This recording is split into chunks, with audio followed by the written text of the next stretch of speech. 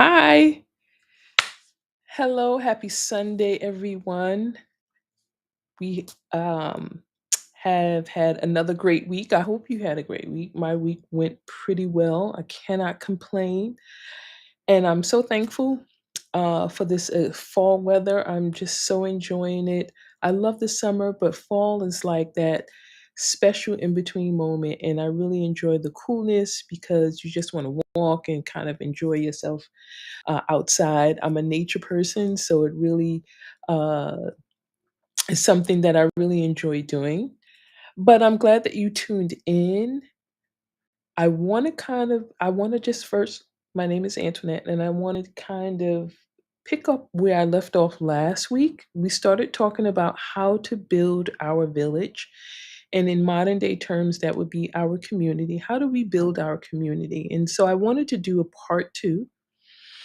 I wanted to just expand on some things that I did share last week.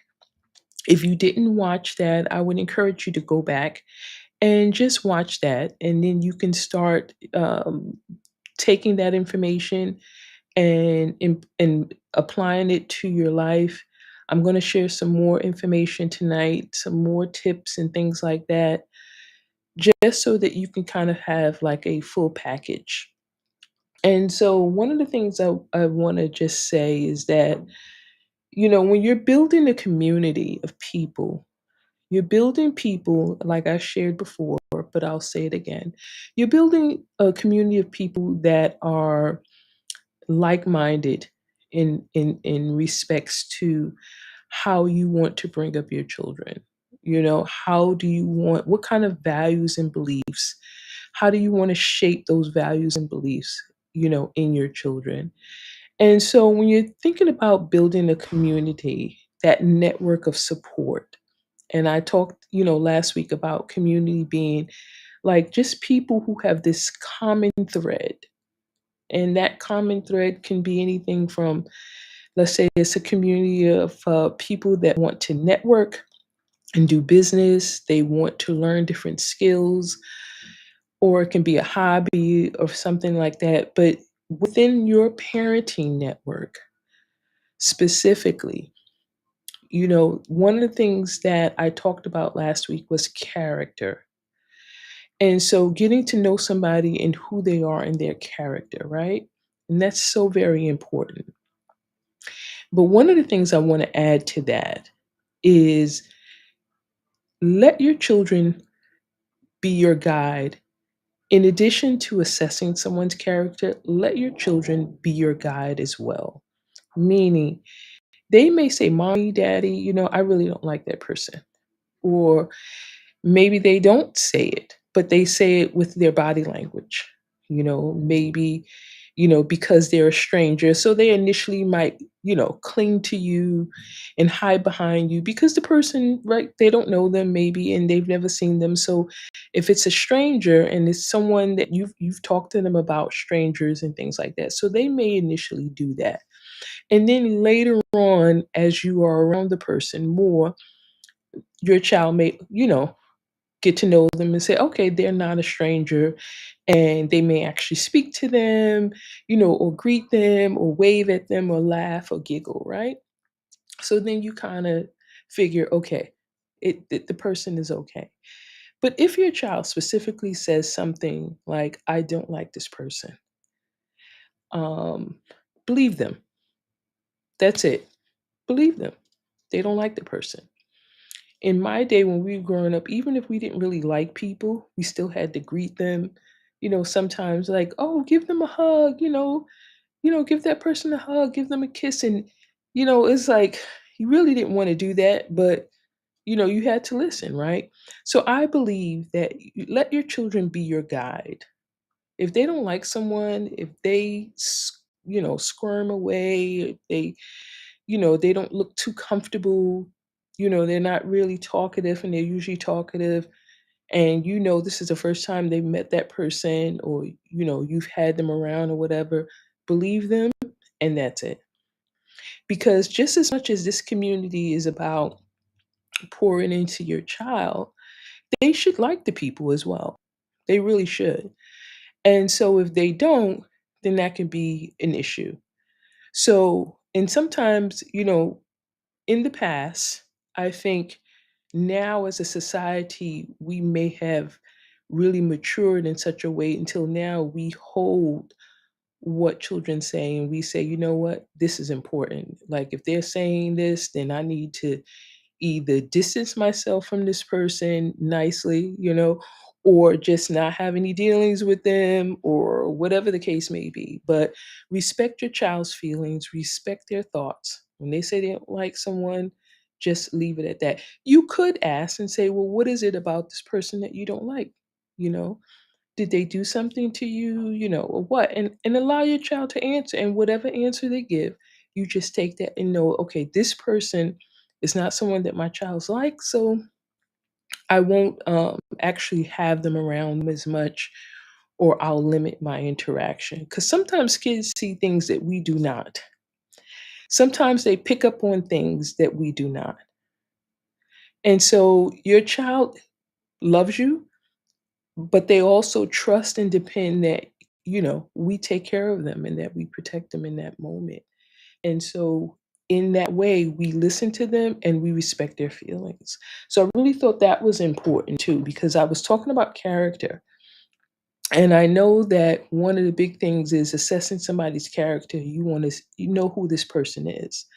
And so that in addition to that character assessment, I would say listen to your child, let them be your guide. If they give you some kind of indication, then you already know. The second thing I wanted to talk about is, I said about pouring into your children, and I did mention this last week, but I just wanted to expand on it a little bit more. Allowing people to pour into you. Now, we all know we're not perfect, right? But sometimes we need, as parents, we need to be checked, right? And so you want a community of people who will be honest with you, who will say, "Girl, let me just tell you, I want to talk to you about this." Right? Or, "Hey bro," if you're a guy, usually they say, "Hey bro, I want to talk to you about this situation." We that's a part of that community. People who keep it real with you, they love you and they keep it real with you, right? And they tell you, "Hey, I think what you did in X, Y, and Z day, it just wasn't cool." Or, "You know what? I would have handled that particular situation a little differently." And so you want to have people who are going to be honest with you, who are going to not just celebrate you and support you, but they're going to also, you know, it's the good, bad, and the ugly. They're going to also tell you when you didn't really, do too good with this situation. You could have said something different. You could have approached it differently, right? This is how I would have handled it, or hey, is it something I can help you with? Because I noticed that your attitude was just not right, right? And so when you're thinking about that community, you want people who can be authentic and real with you, who can really not only, like I said, tell you the good stuff and encourage you, but also tell you when you didn't do what you should have done, and tell you in a respectful way. Another thing I wanted to mention was that your community will change over time. Your needs will change, as you know, and as you can expect, your child's needs will change. And so your community may change. That means you may meet new people, or maybe you enroll your child in different programs, and now your community will be even larger. If they're taking dance classes, if they're taking karate or gymnastics, now their community is going to expand and your community is going to expand as well, which is a good thing, right? Because it's more people, which means that, again, more people, just connecting with you and you getting to know them, your child is getting to know them, they're learning a new skill, they can help them develop in certain ways. And so, just expect that. Expect that your community is going to change. And it may change in another way as well. It may change where you are no longer having relationships or dealing with certain people that you once were. Maybe, for whatever reason, the situation changed. And so now those relationships are not, you're not involved in those relationships anymore. And that's okay. Okay. That is okay. And the other thing I wanted to say is okay, so for myself, because my daughter's father was not involved, I was very particular when it came to dating to make sure that I dated someone who, if she saw me with them, then it would be someone who she can say, okay, this person is a really good man. Like this is somebody, as a father, this is somebody who I would, you know, when I get older, because they would set such a good example. And so I was very meticulous. I didn't bring anybody around my daughter. And I did that for a reason because, one, not everybody needs to have that privilege. And so I didn't want her to just see me casually dating. It was something that I made a choice about because, also as a Christian, I had a different perspective of dating than when I was not a Christian. And so, therefore, again, it goes back to values and beliefs. And so I wanted to date someone who could not just be a good husband, but can be a great father, could be the father that I wanted her to have. And so it wasn't, I can say honestly, it was a little hard because I only wanted to really date men who believed in God. Like I didn't want, some people are open to that. I don't get into that, but I know for me, I wanted to date someone who believed in God. I wanted to date someone who liked to go to church, who was involved in ministry like I was. And so there were two guys in particular that I can recall, and both of them were great guys. They were fathers themselves. And so as I got to know them, I was like, wow, these are really great guys. And so over the course of time, one I met in my workplace and we became really good friends. And then we started dating later. And he already had two daughters. So that worked. And they loved him over the moon. And so that also was an indication, okay, this person or this particular guy is a good guy. He's a father, he has good values, and he has daughters, so he understands how to connect, and that really meant a lot to me. And when he met my daughter, just what I suspected. They hit it off. And she never complained, never said anything. He was just a good guy. And he knew how to treat her. And so it was wonderful. But unfortunately, as time went on, again, we didn't see eye to eye. And actually, God spoke to me and told me, that he wasn't the one. And so that was something that, although I was hoping and believing, and they had built this wonderful relationship with, he wasn't the one. We continued to be friends. And so he was still involved in her life. And this is something very critical because I just jogged my memory. Even after we were no longer seeing each other, he was still very involved in her life. He was still in part into her. She can call him and say, hey, this or hey, that, or and talk to him. And he was still as if nothing had changed. And I thought that that was like, wow. I didn't even think something like that could really exist, but it did. And up until he passed, he was very involved and very active in her life, showing her love, support, pouring into her, you know. just really like just being a father.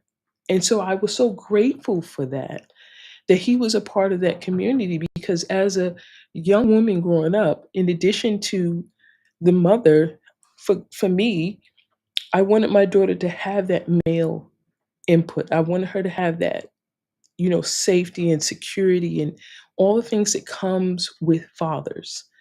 And so I was hoping and believing God, but it did not work out in that way. And it was okay because he still continued, like I said, to be a part of her life, to support her and encourage her. And so I just wanted to say that for single parents, if you're a single dad and you have a daughter or a son, whoever you are dating, you want them to be able to, at some point, you know, have that connection and have that relationship, right? And you want to, keep it on like it's a priority, because it's just as important for them to click with the person that you have decided to date, right? And get along with them. And so you can have this wonderful, environment for your child, this wonderful relationship. So I just wanted to kind of like point that out. That's something that, in addition, for me, the community was having that male perspective for my daughter, which worked as well. And so I think that's it. I didn't want to. There was one other thing that I actually wanted to talk about is trust. A lot of times you cannot, I mean, this goes without saying, but you just can't trust people the way you used to. There was a time I think we were a little bit more trusting as a society, but as it stands now, it's very hard to have that trust and to have that relationship with people where you can trust them, right? And so a lot of big concern now is people being portrayed and children being abused. And so that's something that over time it can happen if you, again, if you're building relationships, you are, you know, assessing people, you are looking at people, you are having conversations, over time you can begin to trust. It does take work, especially if you have been hurt, if there is, some emotional wounds that maybe you haven't addressed, so it'll be harder. But one of the things about building community is you have to be able to allow yourself to be vulnerable with people. You have to allow yourself to, be able to share with people and not everyone. So your community can be this small group of people that's like your go-to, you know, key people, right? That may be one, maybe two people. Then you have, other relationships that's like more like friends, and then you have acquaintances. And so those circles will be rather larger. But that inner holies of holies, it may only be one or two people, if that. And so with those people, you ideally you want to have that vulnerability. And I would say to guide that, to really not just blindly, but to really just take your time.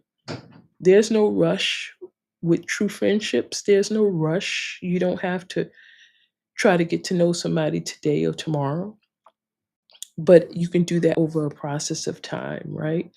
And so with that trust comes that, that part of, can I trust them with certain things? And so that will take time. And there's no rush for that. And again, like I said last week, it's about prayer, to praying and asking God to show you who people are, to reveal to them, to reveal their heart to you so that you know who you're dealing with. right? And so I just wanted to encourage you in that, and I wanted to kind of expand on those things because I thought it was very important to just expand a little bit more on what we talked about. And again, your community will grow. Like you can always, it will change, but you can always, you know, grow your community, or you can keep it to, to whom you have already established relationships with, and then you can just, from that point on. And one other thing I do want to also mention is about, sometimes your community, uh, you you probably won't find all your answers or get all of your support within that community, right? And so you may need to go to another level, meaning you may need to now get some counseling or find a support group. So, a part of that is understanding who you are, understanding your emotional needs and what you need, understanding where you are mentally, if you're perhaps overwhelmed, if you are battling with some things that you just can't overcome or get past, it may be that time to now include some, professional support, right? A professional, even support groups that are led by, counselors and therapists, so that you can begin to deal with that issue, on your terms, and as a result of that, as you start to overcome different things, as you start to heal in certain ways, then now you can really begin to uh, enjoy your community. You can begin to add to your community with this new group of people, or with your, counselor, and getting counseling. That individual or persons, when I say persons, I mean like in a group support setting, will now be a part of your community. And so it may come to that. It may be where you're like, you know what, I have a great group of people over here who are friends, my relatives, etc. But you may find that you need that extra, that next level, that extra, somebody to kind of help you, unravel the string. Think of it like a ball of string that's just all balled up. And counseling can do that. A little bit at a time, you go through the process of, untying that knot. You know, it may happen in a few months, it may happen in a few weeks, it can happen, but whatever the time period, you're extending yourself that grace to be able to go through that process and get the help you need.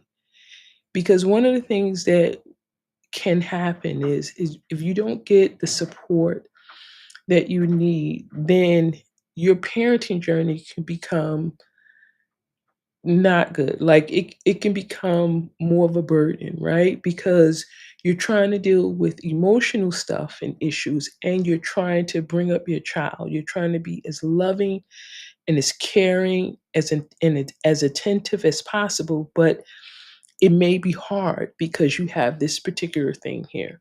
So I just wanted to encourage you in those things. I hope, and I pray that you were able to um, hear my heart. And I might do a part three, I'm not sure, but I will definitely think about it. If something else comes up, maybe I'll just do a short video clip and I'll post it. But thank you for joining me. I hope you have a wonderful week. I will see you next week. And again, take care.